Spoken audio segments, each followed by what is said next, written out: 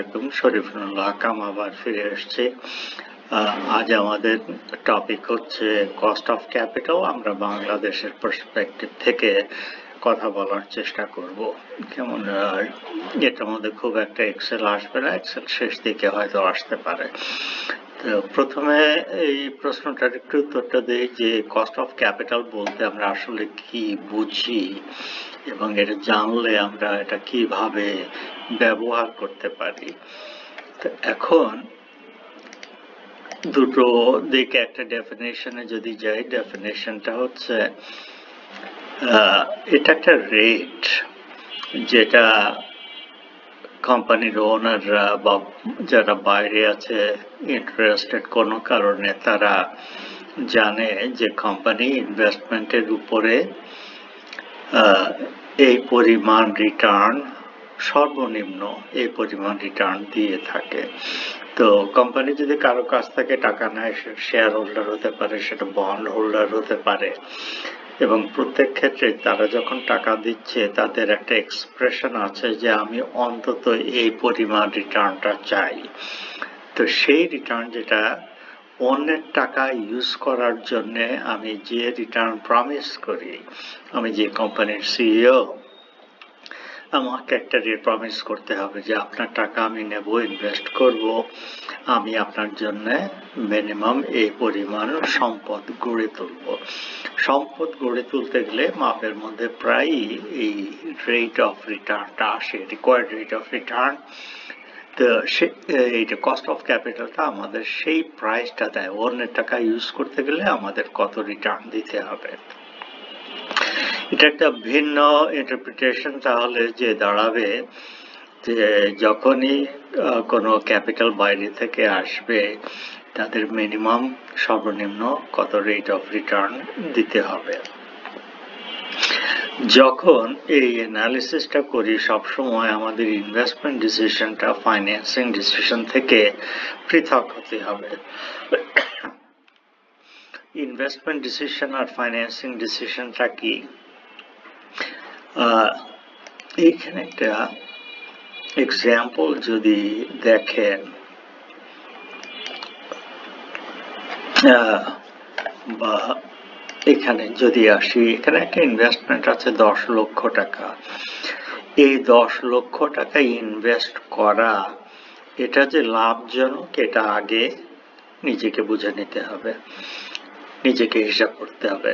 Cost of ক্যাপিটালে আপনি এই 10 লাখ টাকা যে জায়গায় বিনিয়োগ করবেন সেই বিনিয়োগটা যখন এটা গুণ, এটার সম্পদ তৈরি করার ক্ষমতা দেখবেন, তখন কখনো জিজ্ঞেস করার কোনো প্রয়োজন নেই যে এই টাকাটা কোথা থেকে আসবে।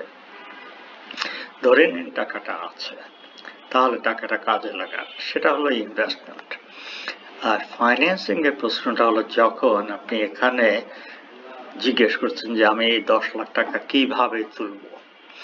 আমি যেভাবেই তুলি, এটা আমি বন্ড ইস্যু করতে পারি, শেয়ার হোল্ডারদের জন্য নতুন শেয়ার ইস্যু করতে পারি, আমি কোম্পানির রিটেইন আর্নিংস ইউজ করতে পারি, যেটাই করি না কেন সেটা হচ্ছে তাদের স্যাটিসফাই করা। তারা জানে যে তাদের যে মিনিমাম রিকোয়ারমেন্ট আছে সেটা আমি দেব, এটা যদি দিতে পারি তাহলে এই টাকাটা আসা কোনো সমস্যা নয়, তাহলে আপনি অনেকের কাছ থেকে টাকা নিতে পারবেন।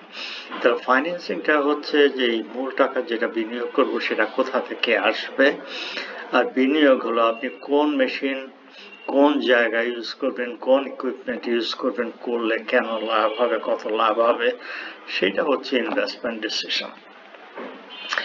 তাহলে আগে আমরা বেসিক যেটা আমরা জানি, বেসিক ইকুয়েশনটায় যাই। আমরা ইকুয়েশনটা কিভাবে করি? কস্ট অফ ক্যাপিটাল, আমরা এটাকে weighted average cost of capital বলি, আর নর্মাল ইকুয়েশনটা হচ্ছে এইখানে যেটা আছে। তো এখানে আমাদের এটা হচ্ছে স্ট্যান্ডার্ড কম্প্রিহেন্সিভ ইকুয়েশন বলতে পারেন। আমাদের দেশে যেহেতু প্রেফার্ড স্টক নাই, আমি এটা একটু ছোট করে এইভাবে লিখব। এখানে কি কি আছে তাহলে কয়েকটা খুব সামান্য কয়েকটা জিনিস আছে। এটা হচ্ছে যে আপনি যে টাকা লং টার্ম ক্যাপিটাল যেটা, সেটার কত অংশ আপনি সব সময় বড় করেন। এটা বড় করার বিভিন্ন পথ থাকতে পারে, বন্ড থাকতে পারে, লং টার্ম ডেট থাকতে পারে, ব্যাংক লোন থাকতে পারে। সেটা হচ্ছে এই প্রপোর্শন। আপনার টোটাল প্রপোর্শন 100% এক্সপ্লেইন করতে হবে। তো যেটাই আপনি বড় করে নেন তার উপরে রিটার্নটা হচ্ছে এই রেটটা। এইখানে হচ্ছে এটা proportion of equity capital, share হোল্ডারদের মালিকানা কতটুকু এবং তারা কি পরিমাণ রিটার্ন চায়। তো ধরেন আমরা জানি এটা পলিসির ব্যাপার একটা, যে ইন দি লং রান আমাদের যত বিনিয়োগ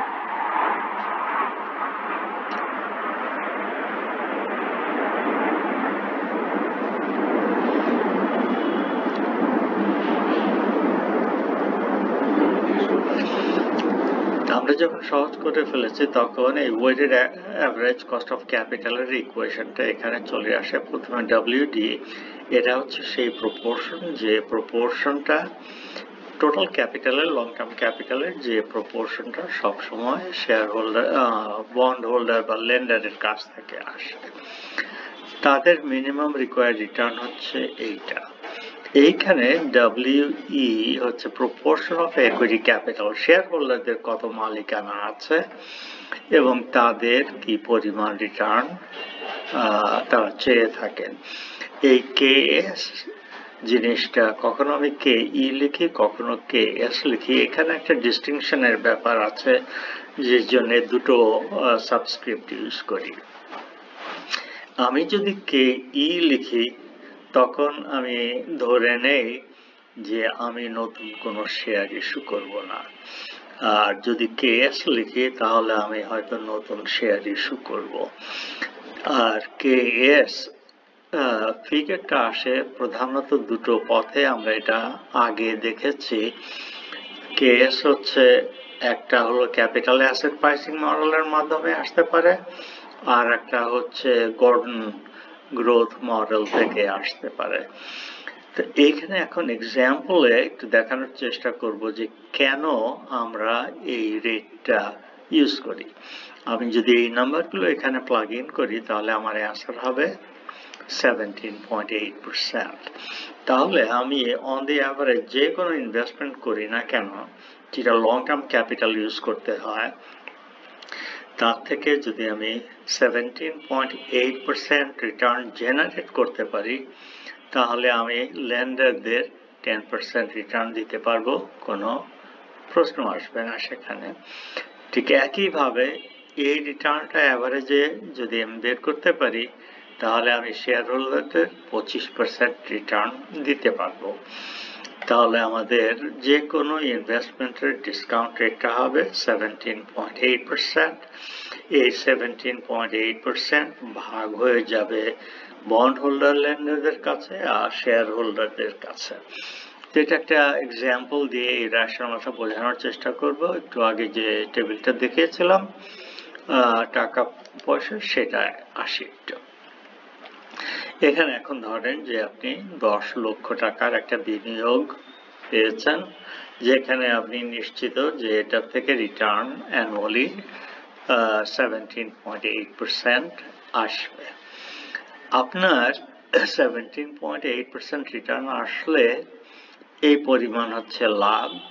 আর আপনার টোটাল অ্যামাউন্ট তাহলে 10 লক্ষ টাকা, যেটা আমি সহজ করার জন্য যদি 1 বছর ধরি তাহলে 1 বছর পরে আমার হবে 11,78,000 টাকা।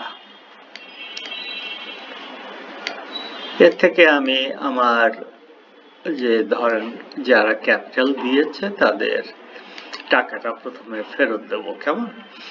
তো তাহলে এই 10 লক্ষ টাকার 40% এসছে 4 লক্ষ টাকা ডেট ক্যাপিটাল থেকে।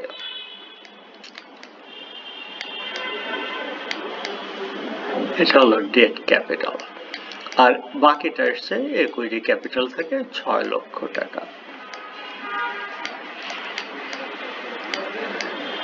আমরা আগের স্লাইড থেকে বের করেছি যে 17.8% যদি অ্যাভারেজ রিটার্ন হয় তাহলে আমি লেন্ডারদের 10% দিতে পারবো, আর শেয়ার হোল্ডারদের 25% দিতে পারবো, সরকারকে 25% ট্যাক্সও দিতে পারবো। আমরা কি ট্যাক্স 25% বলেছিলাম? ট্যাক্স বলেছিলাম 30%। আচ্ছা, তাহলে এখন দেখা যাক যে মিনিমাম 17.8% রিটার্ন দেওয়া মানে 1 বছর পরে আমার এই টাকাটা বেড়ে এই টাকাটা হবে। এখন এই টাকা থেকে আপনি প্রথমে এই 10 লক্ষ টাকা আপনি ফেরত দিয়ে দেন, তারপরে আপনার থাকবে এই টাকাটা।